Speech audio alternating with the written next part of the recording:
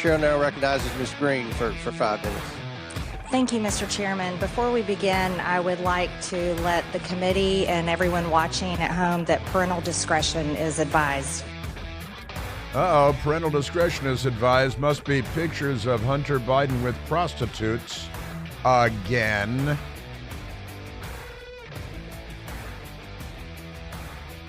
She held up the foam core board with several photos from Hunter Biden's laptop. She had little black boxes over the naughty bits, but still the entirety of the news media blurred the photos completely because, their goal is to make Marjorie Taylor Greene look bad, not Hunter Biden. What with the hookers, for which he took tax deductions, which is, the issue on the table. We all know about the Russian prostitutes and the Russian gangsters and the money. Turns out, what is the dollar figure yesterday? $17 million. $17 million. And it's good stuff. Congressman Comer raised a pretty fundamental question, one that I've been asking for quite some time, and that is, what exactly is Hunter Biden's job for which he is being paid millions of dollars by various entities overseas, from China to Ukraine and Romania and Russia? And why does the New York Times think this is a rhetorical question, think this is a non-issue? Pretty amazing stuff. Big hearing yesterday. Where did it go? 6.5 hours with the two IRS whistleblowers.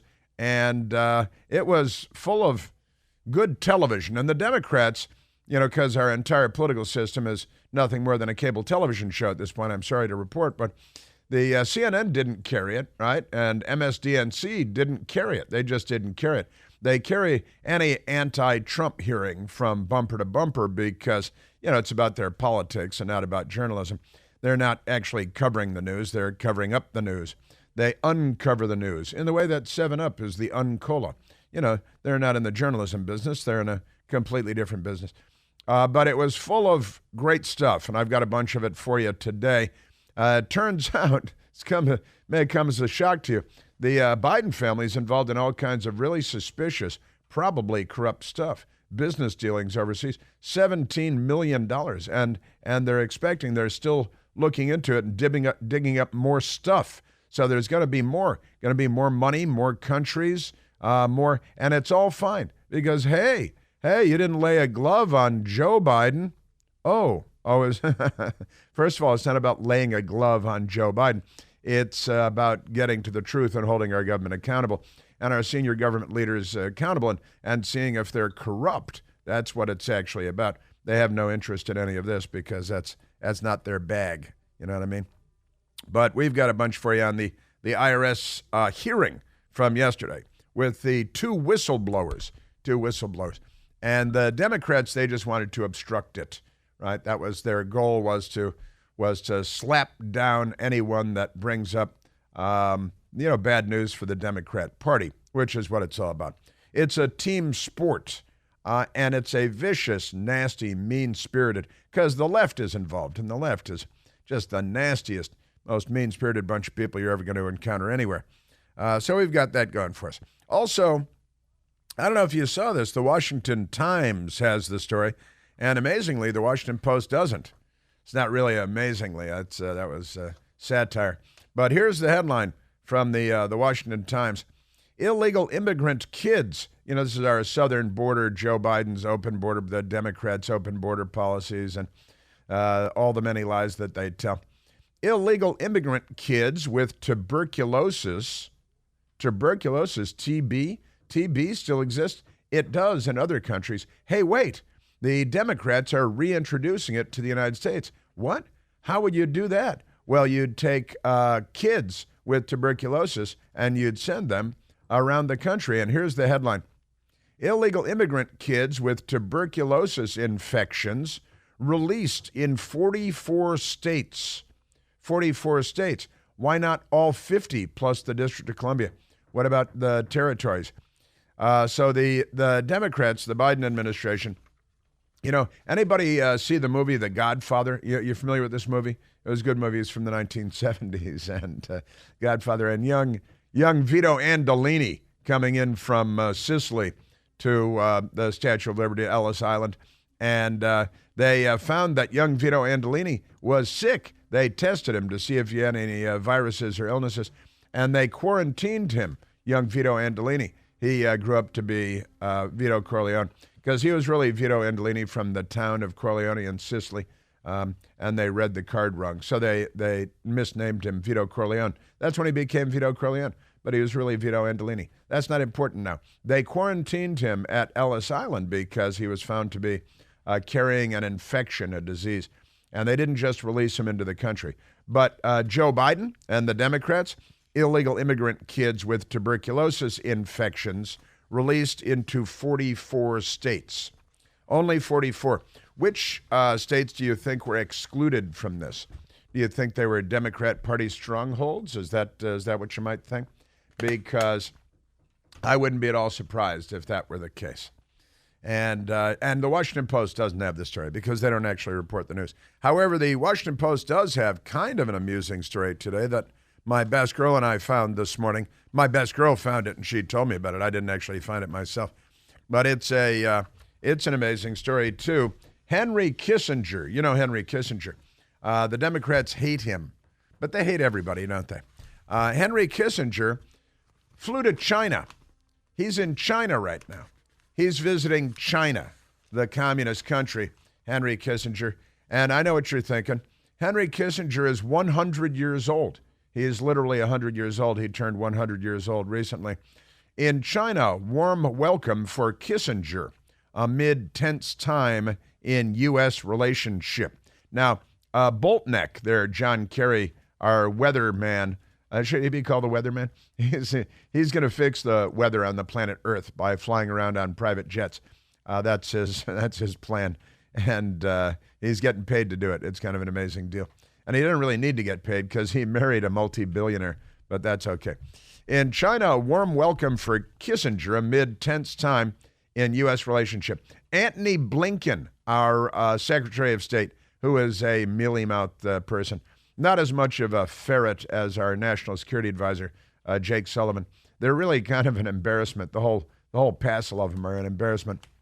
Not exactly a strong bunch, but Blinken was there recently, and they dumped all over him. Then Boltneck came along to talk about the weather. Hey, the weather's kooky, isn't it? And they dumped all over him. Our Defense Secretary, Lloyd Austin, was in the region for a defense ministerial, and his Chinese counterpart, the Chinese defense minister, wouldn't even meet with our defense secretary.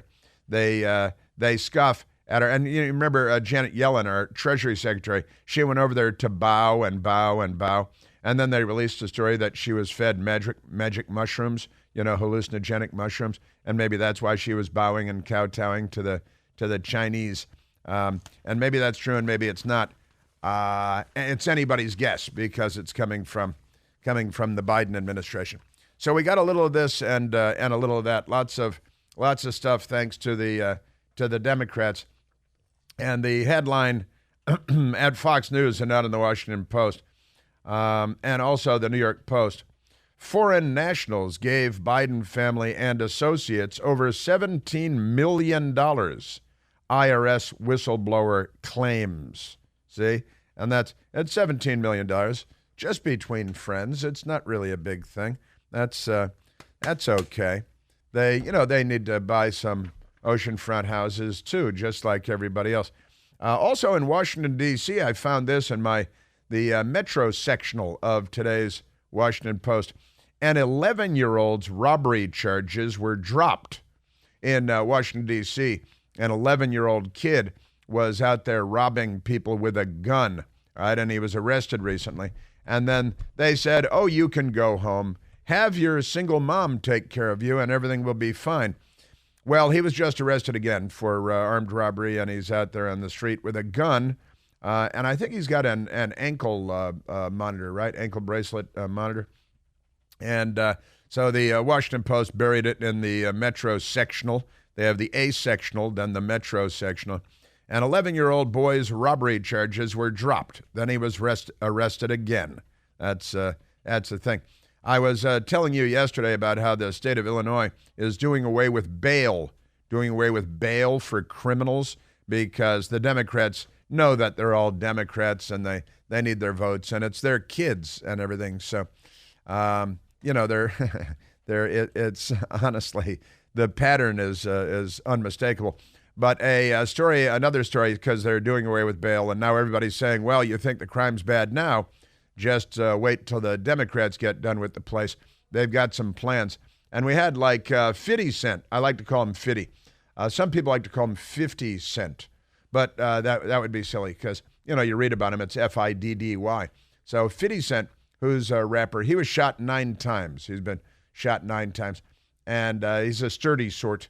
And he recently said, in Los Angeles, the Democrats are doing away with bail. He said, you think the place is bad now? It's about to get really bad. And now in the state of Illinois, where Chicago resides, the city of Chicago, they've done away with cash bail statewide.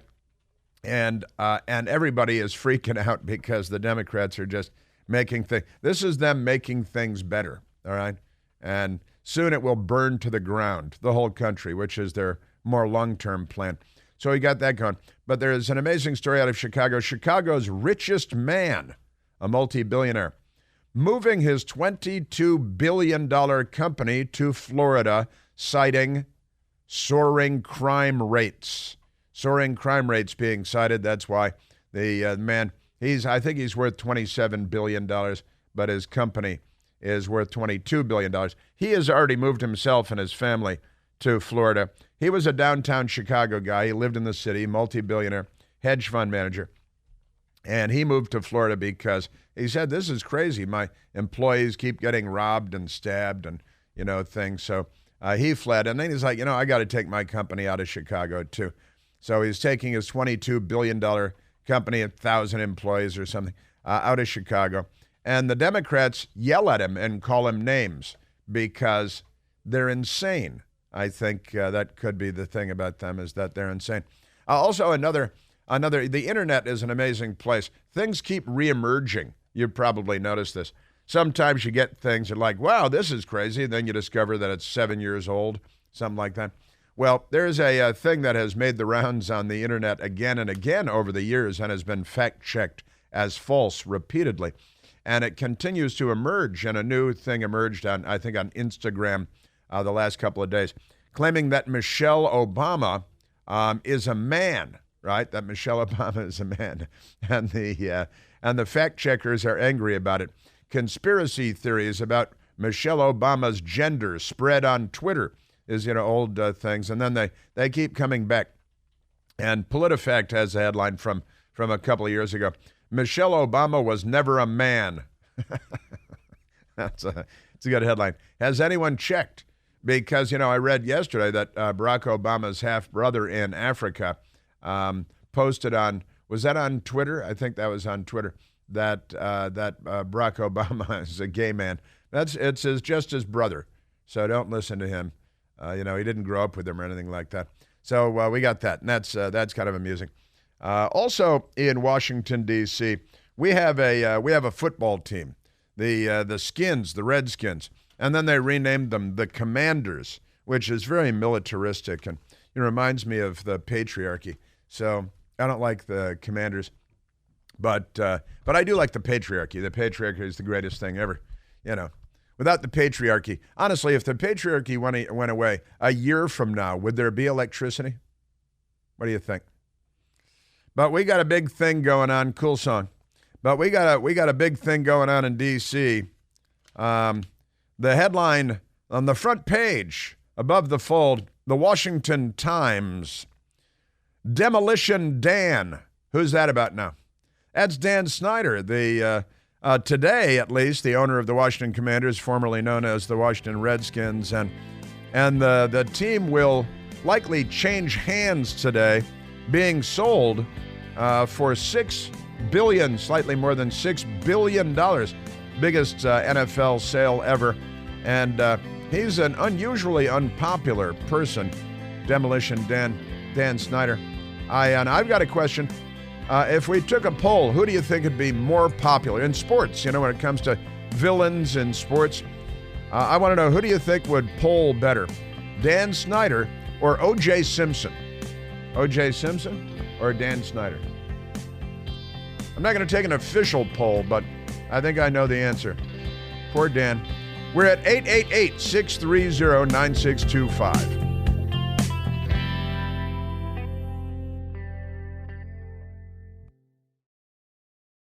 Hey, it's Chris Plant, excited to tell you about our July 2024 Listener Sea Cruise. We'll be sailing around the British Isles, visiting Scotland and Ireland. Please join us. Book by this July 31st for extra savings. Visit ChrisPlantCruise.com. Hope you stay healthy. God bless. OJ wants you to stay healthy. God bless. Whatever you do, don't date his wife. Because I think we've learned that's frowned upon. I got a little getting even to do. So God bless. Take care. Got a little getting even to do. That could lead to bad things. O.J. Simpson, yep. Front page of the Washington Times today, Demolition Dan, consolation prize for ruined legacy is $6 billion. Dan Snyder stands to become billions of dollars richer on Thursday. That's the day. If the NFL, as expected, votes to approve Josh Harris's purchase of the Washington Commanders, the once storied franchise will sell for $6.05 billion. Now, that 05 is $50 million, right? Which is pretty good. After years of controversies and scandals, the embattled Mr. Snyder will walk away from his life's dream with a return of almost 700% on the original $800 million he paid for the franchise in 1999. It was, of course, the Washington Redskins, and it was a great team. The $6.05 billion is a record price for an NFL franchise, and quite a consolation prize for an owner leaving the league under extreme pressure. Although Mr. Snyder won't bear much of the financial penalties for his disastrous ownership tenure, he will pay a staggering amount for the damage to his legacy. You know, I guess he can afford to have a bad legacy now. $6 billion. You could buy a big boat. You buy a nice airplane. You do. Somebody won the Powerball last night, right? Somebody won the Powerball, and it was $1 billion. $1 billion. And today, Dan Snyder wins $5 billion, $5.2 billion over the purchase price. But it was, 24 years ago that he bought the team. So you got to expect it to appreciate over time. He's poised to go down in history as one of the worst owners in professional sports, if not the worst. Well, O.J. wasn't an owner, technically, but his reputation, I think, suffered a bit too. Reviled by local fans, loathed on talk radio, and mocked across the league. Mr. Snyder is set to join the rogues gallery of disgraced former team owners. I'll tell you.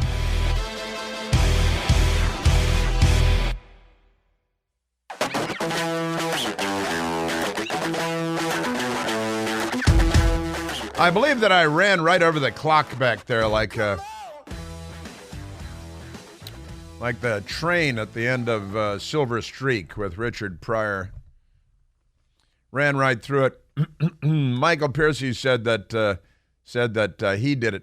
He was so rapt by what I was talking about here. Sometimes he's sitting across from me in the studio, and sometimes it's just like we're sitting here and he's listening to me, and he's like, "Oh wait, I forgot to look at the clock," and we run over the thing. But I was talking about Dan Snyder, the at least today, owner of the Washington Commanders, formerly known as the Washington Redskins, and he's selling the team, and it's expected that the NFL owners will approve this today. They have a vote, and they will approve Josh Harris taking over the Washington Commanders, buying it for $6 billion. $6.05 billion, but that's a rounding error, $50 million in the purchase. And the Washington Times front page story, Demolition Dan, is pretty good stuff. It says, reviled by local fans, loathed. You're reading the newspaper about yourself, and they've got words on the front page, reviled by local fans, loathed on talk radio. I don't loathe Dan Snyder. I'm sure he's a very nice person. I do have a friend of mine who's a news cameraman. His brother worked for Dan Snyder, I think, doing all the video production for something like that for the Redskins.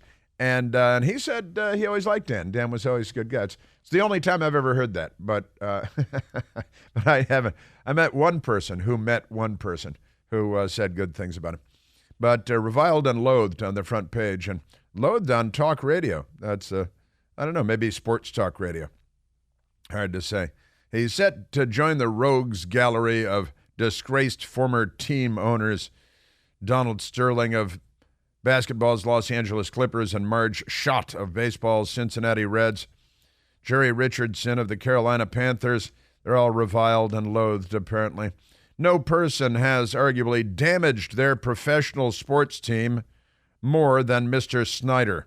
Boy, this is a heck of a way to go out, But as the headline says, the consolation prize for ruined legacy is $6 billion, which would probably help you get over it, a little bit at least. Also, we have Kevin Tober, who works here with us on the Chris Plant Show and at the Media Research Center. He has posted on our Twitter a poll, and you can vote on the Twitter. At the Chris Plant Show Twitter, you can vote. Who do you like more, Dan Snyder or O.J. Simpson? Damn, Jeffrey Toobin. At least Pee Wee Herman was in an X-rated movie theater. I'm just saying. Oh, he's got a point there. He's got a Jeffrey Tubout over at CNN during their corporate Zoom call. Walking around, you know the rest. So that's like that. The poll right now, O.J. Simpson is winning 75% to 25% on the poll on our Twitter. So you should weigh in. Just posted a few minutes ago on the Chris Plant Show Twitter. O.J. Simpson or Dan Snyder? Who's your fave? Let me just say to my fellow fathers out there, happy Father's Day. That's right, happy Father's. See, he didn't kill the kids. So sure, he killed their mother. And, that makes Father's Day more important to your kids when you're the only living parent because you killed their mother. That does make Father's Day extra special, doesn't it? I think so. Happy Father's Day. Get him a cutlery set for Father's Day, maybe a backyard barbecue utensils, something like that. What would you get if you're one of his kids? What would you get Dad for Father's Day? Yeah, gloves. Because he ruined those gloves. He did. It was very expensive, fancy. Maybe get him a pair of Bruno Magli shoes. We know he likes those. All right, let's go. Let's go to the telephones. Let's see. Let's go to Jason, calling from Bealton, Virginia. Jason, you're on the Chris Plant Show. Good morning. Hey, Jason. How are you? Very well, thank you. Well, great. Hey, I just wanted to comment. I love the radio show. Listen whenever I can, and I truly love your new Newsmax show. Until you put Trump-hating rhinos like Santorum on there, Ooh. And it just reminds me of Fox, and I just have to turn you off. Oh, no kidding. Is that right? Yes, yeah, I do, bud. But by the way, OJ, I'm in the conversation, the poll. I just had to put that in there. The hatred for him, he can't mask it, and it pours out of him. And I just have to turn it off. If I wanted that, I'd watch Fox. Very interesting. Listen, I thank you for calling in and sharing that. I genuinely, I mean that. I'll consider it market research. Rick Santorum have the panel show on it's 9 p.m. Eastern, Monday through Friday on Newsmax, Yes, and it's good plug. and you think it's an excellent show, but you did object one night to Rick Santorum being on, and he did Every night Rick Santorum's on there. well, not on my show though. Yeah, he was on your show the other night. Yeah. You said every night. Yeah, he was on one night. Oh, every night he's on. Every night he's on. I turn it off. Oh, like this morning I was see. watching, and they had him come on. I just flipped it off. I see. So, Okay. Well, yeah. that's fair enough. That's how we vote. That's how I vote now. That's Yes. right. Yeah, as consumers. Yep. All right, buddy. You keep up the good work. Thanks, Jason. Thank you. Yeah, look, it's complicated out there. It's a battlefield, and it's a minefield. It's all kinds of fields. It's lots of fields. Let's go to Don calling from St. Petersburg, Florida. Don, you're on the Chris Plant Show. Chris, thanks for giving a nationwide voice to all of my own opinions. I appreciate it. You're welcome. Hey, listen, where's the outrage? Where is the outrage? During the Supreme Court decision that overturned Roe v. Wade is about the time Washington gave a new name to their team. Doesn't anybody realize that the name they gave them is the same name the men had in The Handmaid's Tale who repressed all the women? They were called the Commanders. Is that true? Nobody seems to catch on to that. I've never been a Handmaid's Tale person. Well, listen, believe me, I never read it, but I did enough research, and as an editor, I know don't trust anything that's online. But at least a half a dozen sources confirmed that that was the name of the characters who suppressed all the women in the book. So I'm just wondering, what's the deal? And I'll leave you with this on OJ, if I may. Sure. It'll give you the rest of the day to talk about. OJ was framed by the Colombians. He stumbled upon them as they were committing the act, and they turned to him. It explains everything. It explains his bloody footprints. It explains everything, because they told him, if you don't take this hit for us, we're coming after your kids. Now, what would you do? See, that's perfectly good. I'd golf, I think. I'd go golfing is what I'd probably do.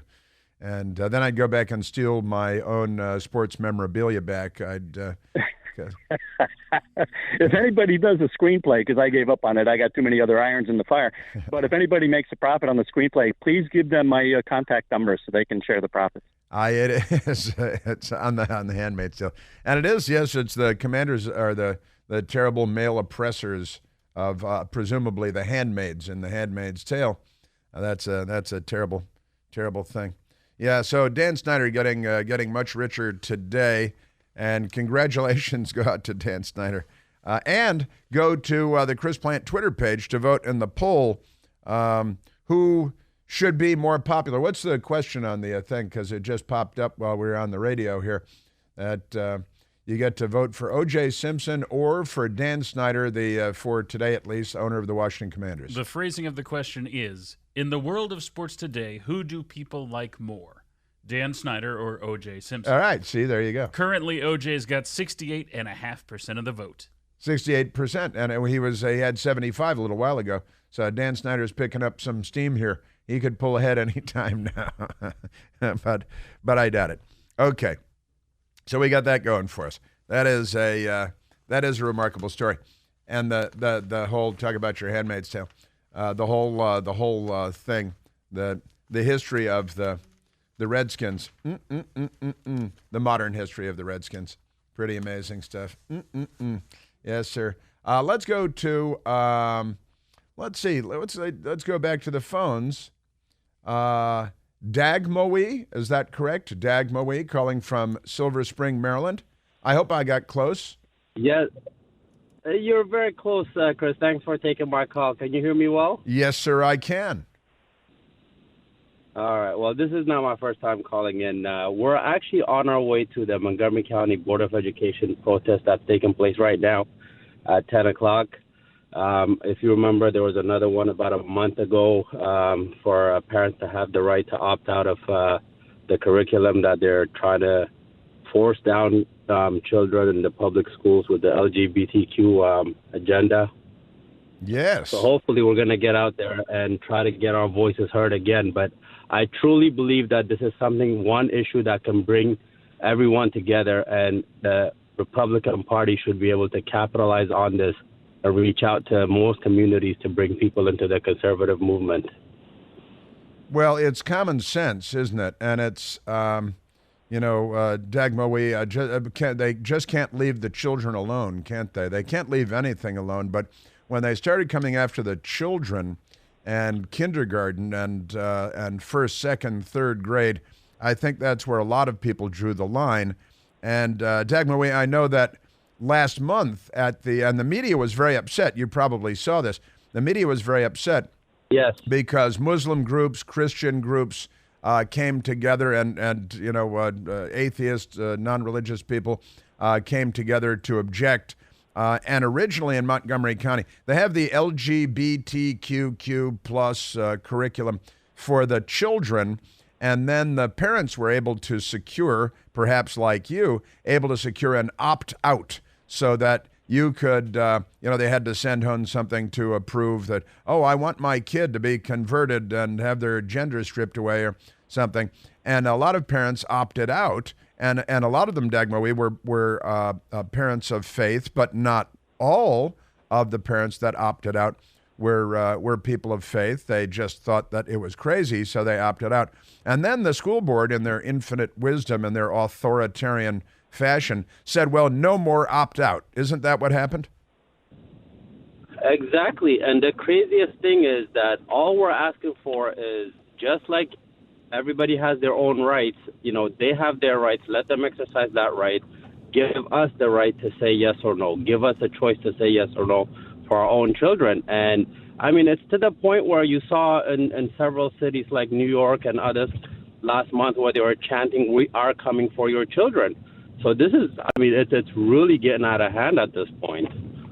Yes, it is. It certainly is. And, and I'm glad you're standing up to it. I'm glad you're standing up to them and standing up against the madness. Now, are you originally from the United States? Are you an immigrant to the United States? I am. Myself and my parents were immigrants. My children are first-generation Americans. Uh-huh. We are from Ethiopia. As you know, there's a very large Ethiopian community in Montgomery County. Mm-hmm. We left our countries and came here because we left our families, everything that we had, because America gives you that freedom of religion, freedom of speech. You have the right to be free as a human being. But all those rights that we find we love dearly are honestly just being stripped away from us, because if you say, my faith doesn't allow this, I don't want my children to learn about this, and if you're being told no, then that fundamental reason that we came here for is literally being stripped away from us. Well, they don't respect your religious liberties, do they? And we're talking about, let me, you know what I will say, but who do you think it is that is stripping away your religious freedoms? Well, there's only two parties in this country, two major parties, Chris, and it's only one that's moving heaven and earth to put this front, center, main agenda, and that's the Democrat Party. And the sad part is that a lot of immigrants are not aware of this, and they still turn around and they give their votes to the Democrat Party. So I'm hoping to get them as much involved as I can to try to get the word out there. It's just the Democrat Party has really, really gone unhinged at this point. Yes, they really have, and I'm very appreciative, and I thank you for noticing and for paying attention. There was this Montgomery County School Board member, a radical Democrat, Kristen Mink, who at the rally last month where the Muslim families, the Christian families were together, she came out and smeared the Muslim families. This issue has unfortunately it does put some, not all of course, some Muslim families on the same side of an issue as white supremacists and outright bigots, and however, the folks who I've talked here today, I would not put in the same category as those folks. Kristen Mink, Dagmawi, I'm guessing that didn't go over very well. It didn't, and she wasn't the first one either. If you remember the gentleman, I don't know his name at the top of my head, from the Coalition of Virtue, they called him a white supremacist. And this man is a Muslim immigrant speaking out, just saying that I don't want my children to learn this kind of stuff at this age. So, and this is just crazy. I mean, to call a Muslim man that's standing up for his faith and saying that I don't want to learn this, I don't want to hear about this, a white supremacist. I mean, if that's not idiotic, I don't know what is, Chris. And standing up for his religious liberties in the United States of America. And, you nailed it, Dagmawi. Listen, I hope to meet you in person. You're in Montgomery County. I'm in Washington, D.C. I'll look forward to running into you one of these days. And God bless you and thank you for standing up for our American rights and for our liberties. I appreciate that very much. God bless you. You're listening to The Chris Plant Show.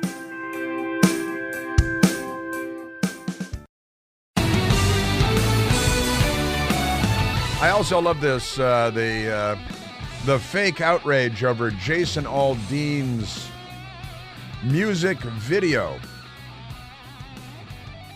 The Democrats are pro-crime, and if you have an anti-crime song, which this song is, then the Democrats will lash out against you. Try that in a small town. It's number 1 on iTunes. You know what's number 2 on iTunes?